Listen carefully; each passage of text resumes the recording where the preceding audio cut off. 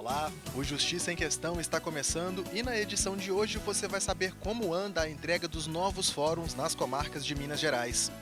Vamos falar também do direito das partes de obter informações sobre processos judiciais. Nesta edição vamos abordar a iniciativa que libera os motoristas de algumas obrigações durante o período de pandemia. E falando em pandemia e quarentena, teremos uma matéria sobre os problemas com viagens marcadas para esse período. Confira uma conversa sobre a possibilidade de conversão da união estável em casamento. Além, é claro, dos nossos quadros que trazem as decisões do tribunal e esclarecem as suas dúvidas. Então, fique com a gente, nossa edição começa agora.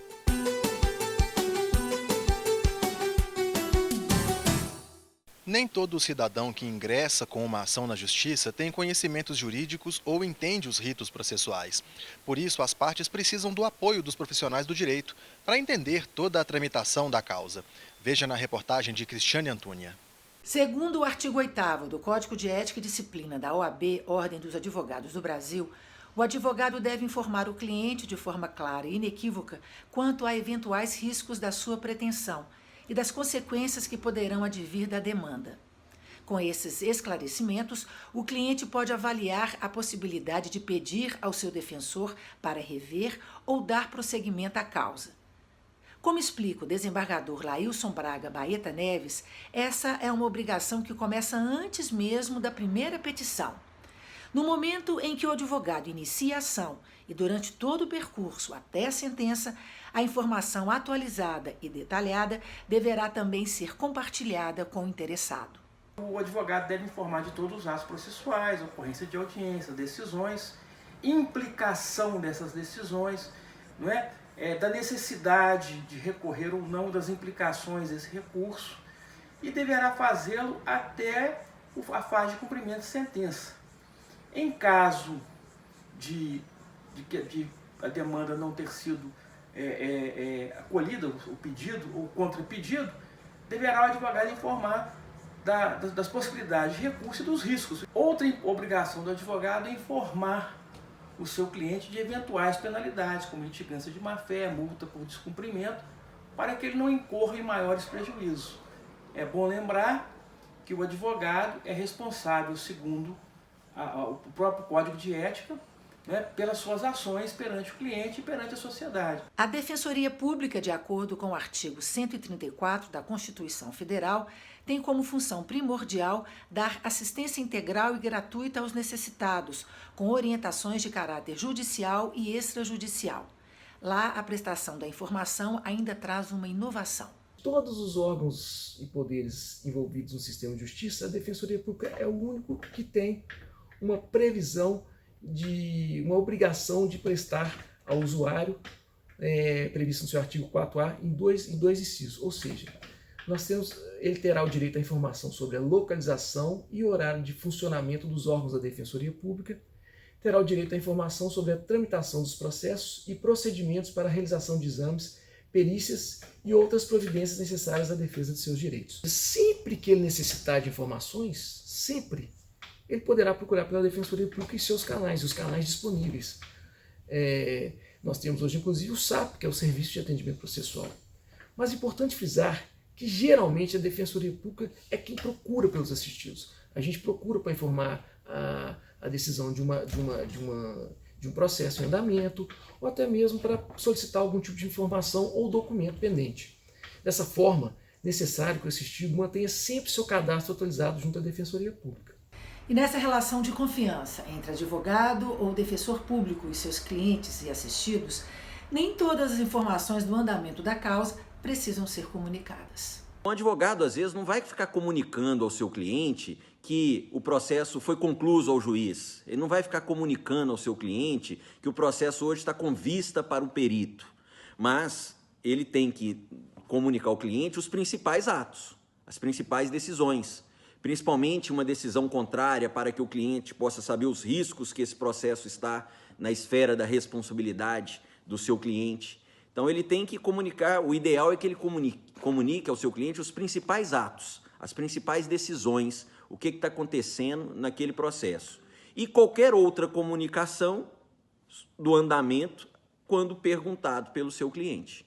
Ele não tem nenhuma razão para deixar de informar ao seu cliente tudo o que está acontecendo no processo, ainda que nesse período de pandemia, ainda que nesse período ele não consiga ter acesso fisicamente ao seu cliente, mas ele consegue disponibilizar através de e-mail, através de responder todos os questionamentos. Assim como os magistrados e servidores, os defensores públicos mineiros, na atual crise sanitária, também estão trabalhando em regime de plantão. No site do Tribunal de Justiça é possível acompanhar todo o andamento do processo, mas não deixe de conversar com o seu defensor público e advogado para não ficar aflito e nem desinformado. Vimos aí na matéria que pode ser difícil entender os ritos processuais, né? Alguns termos jurídicos também podem ser complicados de interpretar. Por exemplo, o que seria um foro judicial? A gente explica para você no quadro ABC do Judiciário.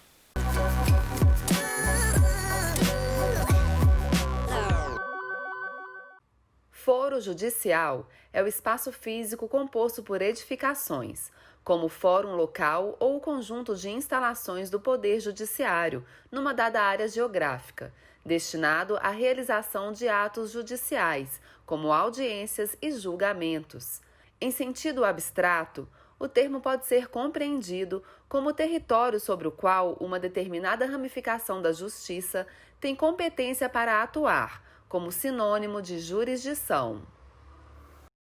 Agora, uma boa notícia para quem tem assuntos a resolver quanto à habilitação. O CONTRAN, o Conselho Nacional de Trânsito, publicou a deliberação 185.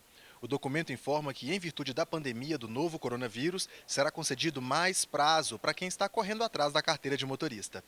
Aos candidatos e candidatas que estão iniciando ou já se encontram em processo de habilitação para obter a Carteira Nacional de Habilitação, o prazo deste processo, que antes era de 12 meses, foi prorrogado, ampliado para 18 meses. Ou seja, se a pauta iria vencer neste mês de abril, com a nova medida ela só vencerá em outubro. Os candidatos, portanto, não terão prejuízos com a suspensão das aulas e dos exames teóricos e de práticas de direção veicular. Prazos para renovação da habilitação, solicitação da habilitação definitiva, defesas e recursos de multas, identificação do condutor infrator, suspensão e cassação do direito de dirigir, transferências de propriedades de veículo, vistoria de veículo, comunicação de venda de veículo estão interrompidos por tempo indeterminado. Assim, o prazo para a realização desses serviços está congelado e voltará a ser contado somente a partir do momento que for determinado pelas autoridades o seu pronto restabelecimento. No próximo bloco, uma matéria sobre os problemas enfrentados por quem marcou viagem e deparou com a crise sanitária. E uma entrevista sobre união estável e a surpresa que uma juíza prepara para os casais. Quer saber que história é essa? Então não saia daí, que o Justiça em Questão volta já.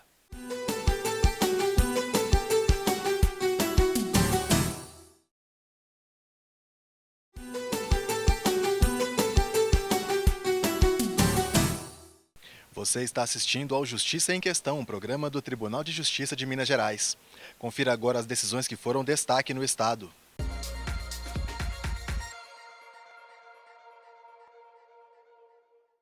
A companhia aérea American Airlines foi condenada a indenizar um casal de Belo Horizonte em R$20 mil por danos materiais e morais. A empresa cancelou um voo com destino a Miami, nos Estados Unidos, onde marido e mulher encontrariam a família para um cruzeiro marítimo de 7 dias. O casal teve que comprar uma nova passagem para Jamaica, onde o navio faria outra parada. A American Airlines não comprovou a necessidade do cancelamento do voo e foi condenada pela 10ª Câmara Civil do Tribunal de Justiça de Minas Gerais. A Flor de Lis Produções e Eventos deverá pagar uma indenização de R$18 mil por perturbação do sossego. A empresa organizou a Expo Vale em setembro de 2018 em Ponte Nova, durante 4 noites seguidas. A festa terminava por volta das 5 horas da manhã, incomodando os moradores vizinhos que fizeram um abaixo-assinado contra o barulho.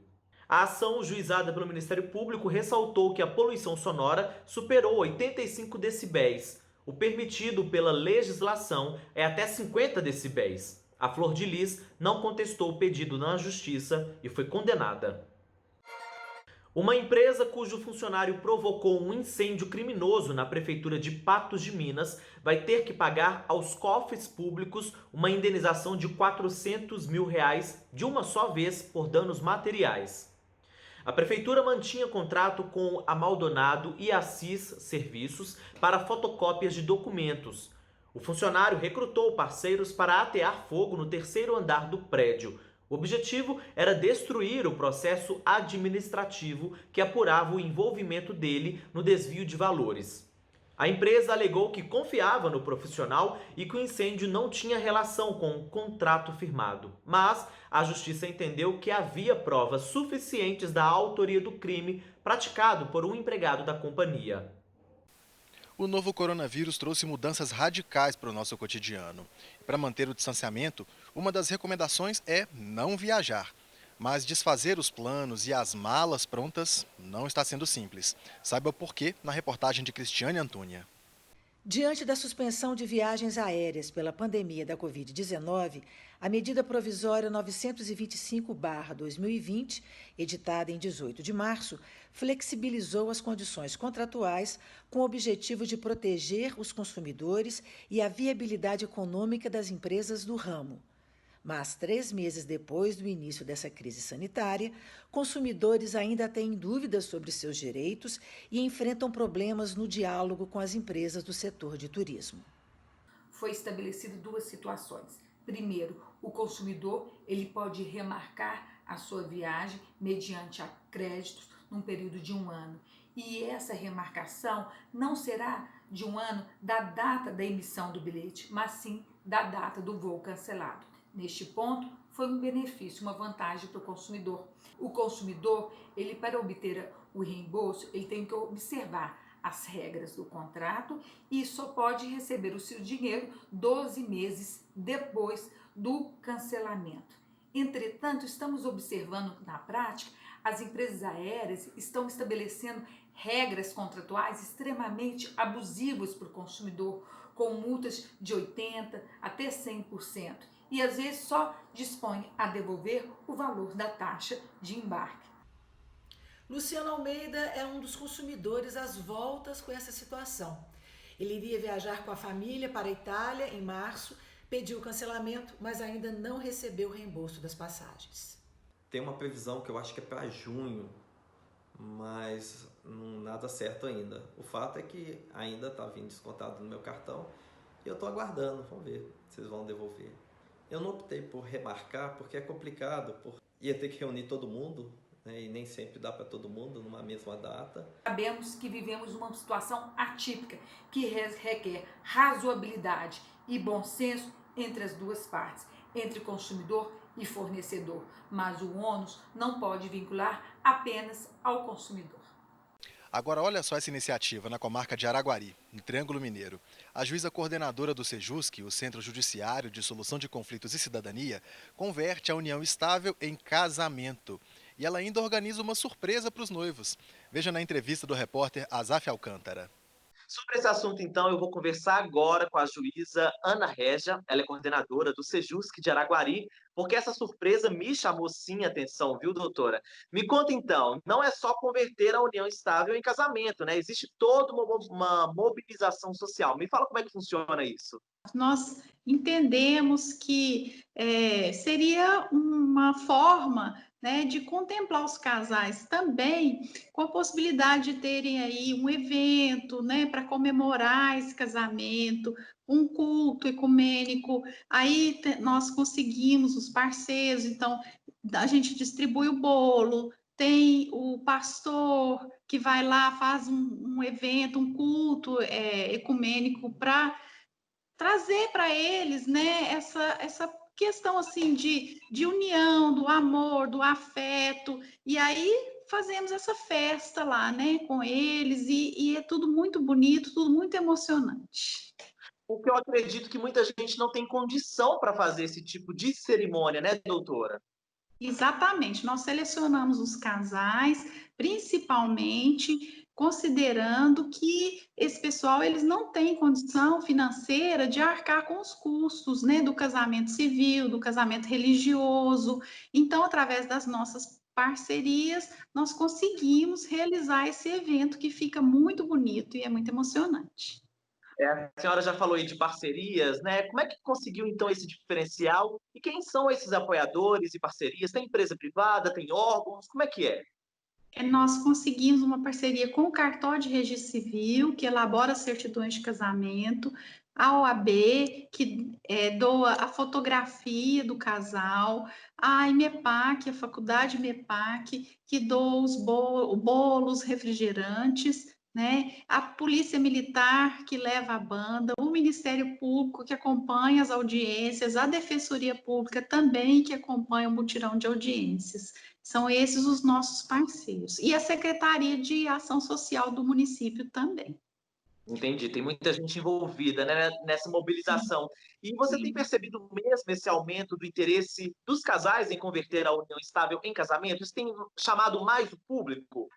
Sim, no último agora, que foi realizado o ano passado, nós tivemos a presença de mais ou menos aproximadamente 65 casais.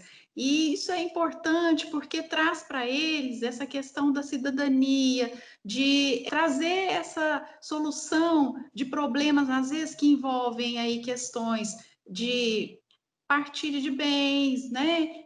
Questões sucessórias, previdenciárias também, para recebimento de benefício previdenciário, facilita muito a vida deles, né? E já traz essa situação, assim, de melhorar a cidadania deles, porque estabelece aí que eles já são casados civilmente, né, com a certidão de casamento, e a sociedade vê isso com outro olhar, né? Isso é muito importante. Um detalhe que eu queria te falar, Zaf, é o seguinte: nesse último casamento do ano passado, um casal que já vivia junto há mais de 40 anos, um casal de idosos, eles participaram e foi muito emocionante. Eles ficaram emocionados, os filhos também, e no final ela falou que realizou o sonho da vida dela, que era se casar mesmo, né? Então foi muito bonito e foi muito emocionante para todos. Então esse evento traz isso, né, para a população, para nós, essa questão assim do afeto, do amor e de realizar sonho das pessoas, né? Isso é muito importante. E no próximo bloco, vamos responder dúvidas dos nossos telespectadores e mostrar a entrega dos novos prédios da Justiça. É daqui a pouco.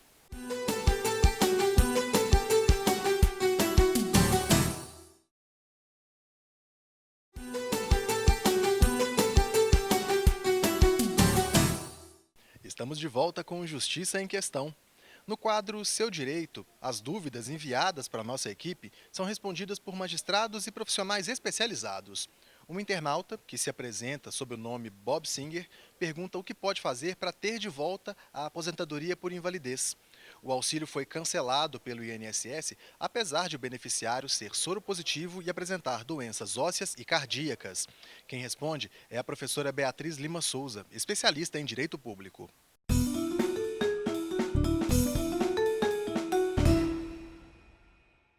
Olá, Bob. Tudo bem? Respondendo a sua pergunta. Diante da negativa administrativa na concessão do benefício da aposentadoria por invalidez, você poderá discutir essa questão na esfera judicial, propondo uma ação ordinária em face do INSS que irá tramitar na Justiça Federal. Essa ação ela deve ser instruída com todos os laudos relatórios médicos que comprovem a sua situação de saúde e que demonstrem a sua incapacidade laborativa. Diante da apresentação desses documentos, o juiz ele pode conceder de plano, em sede de tutela provisória, o seu benefício de aposentadoria por invalidez, que será confirmado ao longo da ação após você ser periciado por um perito de confiança do juízo, que irá analisar a sua situação. Mantendo-se essa decisão, você conseguirá, na esfera judicial, ser aposentado por invalidez. Espero ter ajudado. O Justiça em Questão tira suas dúvidas e também apresenta a atuação do Poder Judiciário durante esse período de quarentena. A segunda Vara Criminal e de Execuções Penais de Vespasiano destinou quase R$ 188 mil ao Fundo Municipal de Saúde para o combate à pandemia do novo coronavírus. A medida foi autorizada pela Portaria 952 do Tribunal de Justiça de Minas Gerais. A norma permite que penas pecuniárias aplicadas em uma conta regional sejam revertidas para a saúde. A verba foi liberada pelo juiz Fábio Vivancos após um requerimento do Ministério Público. Em Vespasiano, o Ministério Público identificou a necessidade de aplicação de recursos dentro do próprio município e formulou um requerimento, que foi por nós acatado, para a destinação de quase R$190 mil para a criação de leitos de UTI no Sistema Municipal de Saúde. Os recursos seriam utilizados para a compra de equipamentos para a montagem desses leitos. 15 monitores cardíacos e 10 oxímetros de pulsos, mais 3 ventiladores mecânicos para atender os pacientes do Covid-19. A Prefeitura de Vespasiano também destinou uma quantia, aproximadamente R$100 mil. Somados, esses recursos permitirão ao município equipar 50 leitos, que serão de grande importância para a cidade. Para a fundação que estava para fechar há pouco mais de um ano, esses recursos é incalculável a importância desses recursos para nós. Então, nós, mais uma vez, agradecemos ao Tribunal de Justiça, à Prefeitura Municipal de Vespasiano e à Promotoria Pública de Vespasiano. Muito obrigado a todos vocês e que Deus abençoe a cada um de vocês pela solidariedade e confiança na nossa fundação. O TJMG acaba de entregar 3 fóruns no interior de Minas. Os prédios das comarcas de Santa Maria do Suaçuí, Peçanha e Ervalha vão servir à população de 14 municípios. Ervalha, na zona da Mata Mineira, tem tradição de queimar fogos em qualquer data festiva. E não foi diferente com a comemoração do Fórum Felício Vasconcelos, totalmente reformado. O presente foi entregue pelo presidente do TJMG e vai atender cerca de 30 mil pessoas da cidade-sede e também do município de Araponga. Aqui, os feitos que alegram a cidade, eles são comemorados com foguetes, faz parte da tradição da cidade. E esta é uma cidade pela qual eu tenho muito carinho, e a minha família também. Ervalha já estava a merecer uma edificação como esta para abrigar servidores, magistrados e receber bem a população que necessita se dirigir até as instalações do fórum local. O novo prédio tem alto padrão de acabamento, ar-condicionado e é totalmente acessível. A comarca, instalada em 1955, é de primeira entrância. Hoje são aproximadamente 4.200 processos ativos. Hoje temos a sala de audiência, temos a sala de depoimento sem dano, nós temos acessibilidade, porque eu já cheguei a fazer audiência no estacionamento com pessoas que não conseguiam subir até a sala de audiência e hoje está plena acessibilidade, com todos os requisitos ambientais e de iluminação, de acesso. Está ótimo, o prédio hoje está maravilhoso. A região do Vale do Rio Doce tem muito o que celebrar também. Em Santa Maria do Suaçuí e em Peçanha, a sede do judiciário agora está uma beleza. Numa dessas comarcas, a novidade veio rápido, viu? Agora a cidade ganhou um novo fórum. O presidente do Tribunal de Justiça de Minas Gerais, o desembargador Nelson Messias de Moraes, esteve aqui em setembro do ano passado para o lançamento da obra. E em apenas 9 meses, o Fórum da comarca de Santa Maria do Suaçuí está pronto e entregue à comunidade. Nós temos uma equipe muito competente, muito dedicada, que tem nos dado a oportunidade de entregar em tempo recorde esses novos edifícios de fóruns e com isso nós estamos mudando a paisagem da justiça de Minas Gerais por esse interior afora. E essa mudança dessa paisagem, ela redundará, em última análise, na boa prestação jurisdicional e bons serviços que serão prestados aos cidadãos de cada comarca. Além da cidade-sede, outros 3 municípios e 5 distritos serão contemplados, cerca de 30 mil habitantes.